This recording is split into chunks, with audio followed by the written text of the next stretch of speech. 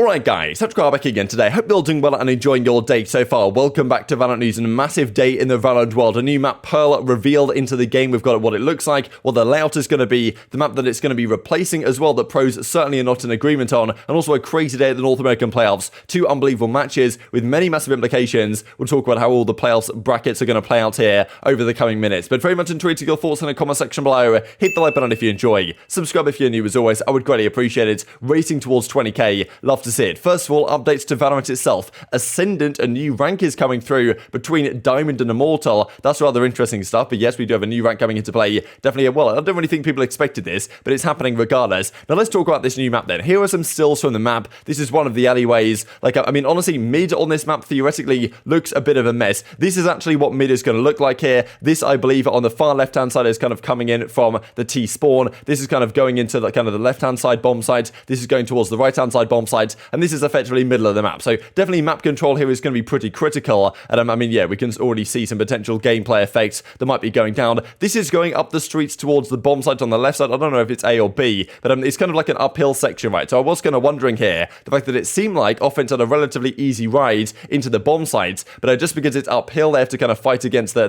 high ground, let's just say, it's going to make things a little bit more difficult for them, right? So we shall see how this map actually plays out. I feel like some of the initial stills have looked rather promising. Of course, people have been running around as well and see how it might potentially play. This is the layout. I must say it's probably the most CS, like Counter-Strike-esque map that I think I've seen so far, just in terms of raw layout. The mid, as you can probably tell, looks a bit of a mess, to be honest, right? We've got defensive spawn over here, offensive spawn over here. This is, I believe, on that left-hand side, kind of the uphill section going into the bomb site that they're kind of fighting uphill against. And this is the middle of the map here, so like this section of the map here correlates to this image right here, so you got this kind of thing here, and that's the same as this right here. So anyway, you guys get the picture, basically. If you guys watch some gameplay in the map, you'll kind of understand what's going on. Mid, it must be said, a bit of a mess, but it is kind of a box-esque map. We've got connectors to all different parts of the map. Mid control here, I'm sure, is absolutely going to be critical, because if you can get mid control, you can split onto either bomb sites. And speaking of split, of course, that's the map that's going to be gone as a result. People have already been noticing things though, right? I mean, as you can see, this spot right here with the jet, you can get up on top of this one. So yeah, definitely some spots have been noticed. That might be unintentional or too strong. Who knows? Maybe it is intentional, right? Because there is technically a lid here he's on, so maybe it's actually intended to be the case on this map. But as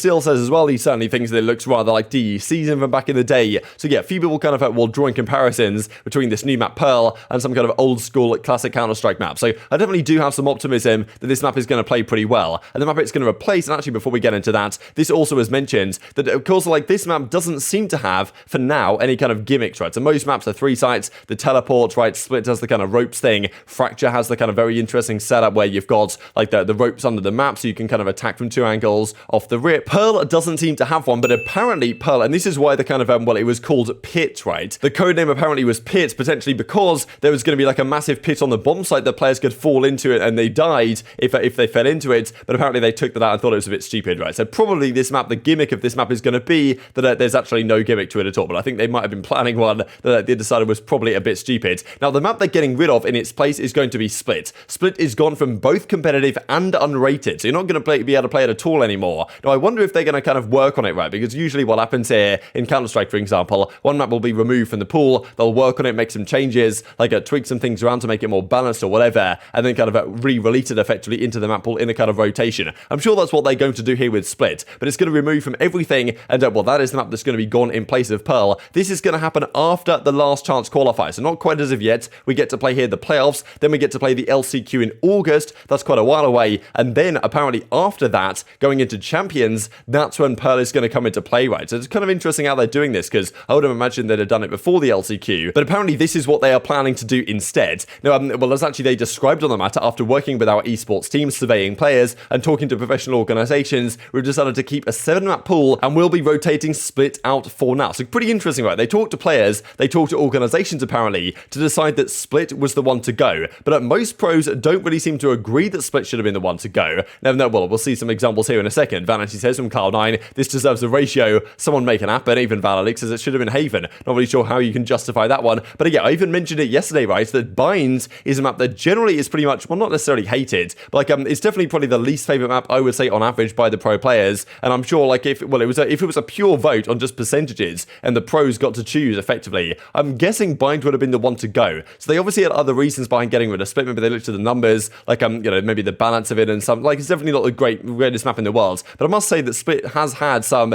incredibly classic, like unbelievable moments, right? Like it definitely is a map that, if you look historically, has produced some of the most iconic Valorant games and moments and, you know, best maps and best comebacks and this type of stuff. Split is a map that has done that. Other maps don't necessarily have that quite same luster when it comes to these massive moments. So I don't think Split was the best map in the game. I don't think it was the worst though, but as Hayes says, it was the worst pug map, but better than Bind or Icebox when it comes to competition in his opinion. Either way, it is what it is. So he reckons that even Icebox potentially should have gone as well. They did make some changes to that recently, but still not particularly well liked. Now, as even Asuna says in reply here from 100 Thieves, have you heard of Bind, right? Like, please get rid of Bind. So this is kind of what I said yesterday, that yeah, most pros don't particularly like Binds. They seem to be relatively surprised that it's Split that has gone instead of Bind. But yes, Split will be out, Pearl will be in, and Bind will be staying for the time being. This also from Dephh from xEdge, right? I'd rather have seen Bind take the back seat. So not all the pros certainly agree on this one, but Split is going to be gone, Pearl is going to be in. Definitely intrigued to your perspective on that one in the comment section below. Let's dive then into the North American players, because this was an absolutely blockbuster first series of the day. I can't believe the mental resilience of 100 Thieves to actually come out to win this series. I did predict them to win. I only went 1 for 1 on the day in predictions yesterday. Wasn't particularly good. But I mean, yeah, 100 Thieves, I don't know how they managed to win this series, because when you look at the numbers, we'll see the numbers here in a second, they got completely destroyed in terms of the slaying in the series, and they still managed to win it. Like, I mean, it's honestly kind of incredible, these numbers here. But game 1, it's a 9-3 advantage for FaZe at the half. Like, the 9-3 curse happens, well, it happens 2 out of the 3 maps here, but every single map, FaZe won the first half at 9-3. Like, they should just have stopped winning at 9-3. Like, in the final round there, they should have just settled for 8-4, and they probably would have won, because the curse is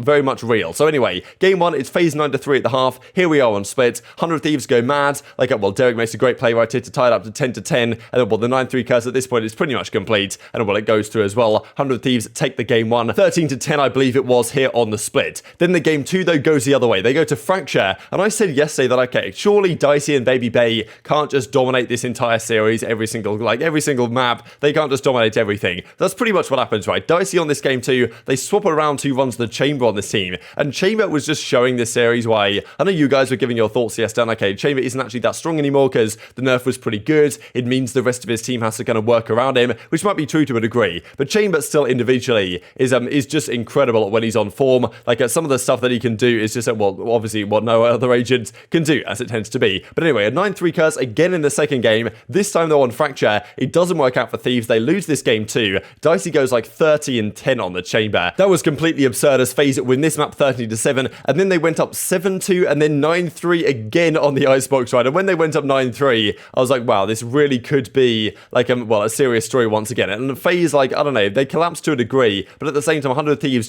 they clutched up massively, right? You got to give credit to them. At this point, it's 7-1 to FaZe. It's soon 9-3 in favor of FaZe on their offensive side, and then 100 Thieves do it right back to them on the second side right here. Big round here for FaZe on their defense, hold this one down, take it 11-7, but yeah, after this round, pretty much, it was all 100 Thieves for the rest of the game. Superman made a great play here to keep them alive, I suppose, in this situation, because if they lost this round, they probably would have lost the series a bit more comfortably. But 11-7 to 13-11, look at the passion from these guys, right? You just love to see it ready for this team. You've got Sean Gez, you've got DDK, the entire team there, like the passion, the initial reaction from the 100 Thieves guys is just fantastic. So great to see a team like such a motivated team of guys, and well, they're looking really good right now, right? FaZe put up a massive fight this series, like their star players fired on all cylinders, but it wasn't just enough in the end. This although was also incredible here from Nadeshot, the CEO, of course, of the organization. He was out there in Hawaii, and he couldn't watch the game because both of his phones, or like his and his girlfriend's phone, were dead. So like he had to kind of eventually catch up on notifications using Haley's like a Apple Watch or whatever this is, like smartwatch thing. He was getting updates from the team, and then he gets the update that they've won the series. He can't even watch the game, but he's getting the update that okay, it was a 4 versus 2, bomb was down, and then they won it. It's like and then he got super hyped. I thought this was kind of nice. So look, Nature's always talked about the fact that like look, his number one goal is to win. He couldn't even get to watch the game, we're still reacting like this. So pretty cool stuff. Hopefully 100 Thieves can make the run. I think it'd be awesome to see the story if they make it happen, right? But a massive victory for them in yesterday's series. As Derek says, we love 9-3 curses over here at 100 Thieves. Still feeling under the weather, was coughing all best of 3. My team always has my back. Nerf Chamber, please, Riot. Thank you very much, right? So, okay, yeah, that was a pretty weird one. But look at these numbers, right? This is the entire series. Dicey and babybay, 300 ACS each, plus 26, plus 22 over the series. Like, could you imagine that these, like, which team do you think won? Just looking at these numbers. Which team do you think won? It's the bottom team, of course, like, no doubt at all. Split goes 30-10 in their favor. Bang actually had a phenomenal game 1. Like, this guy was honestly on fire this series. Since he had that 1v5, he's been an absolute monster. Fractured, I mean, look at this. Dicey hit this time, he had the chamber, and he was 30-10. again. babybay, of course, on that neon, loves to use that one. And then Icebox again. babybay this time on the chamber,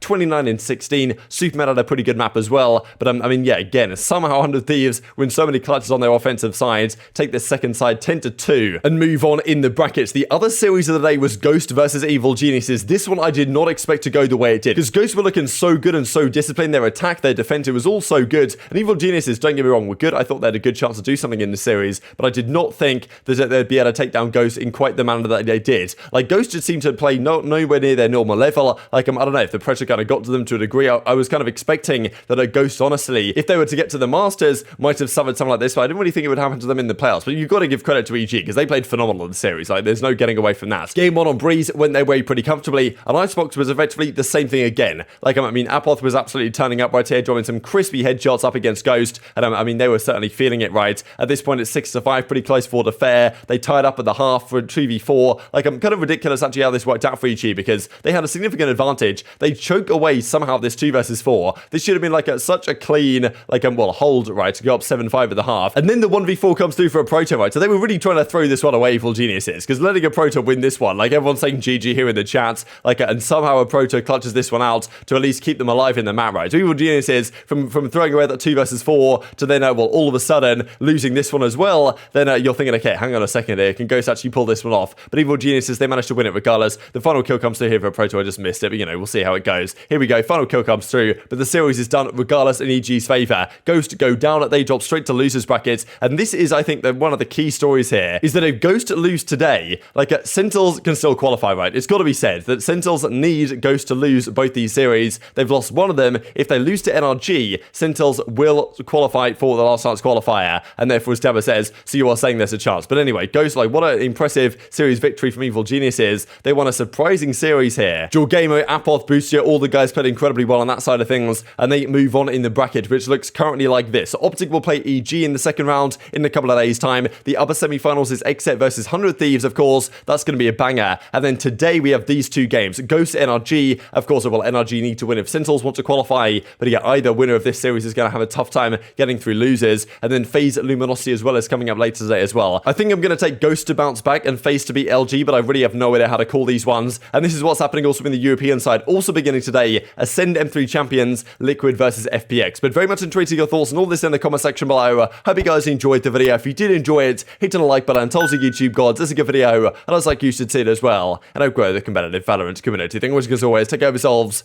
and I'll see you next time.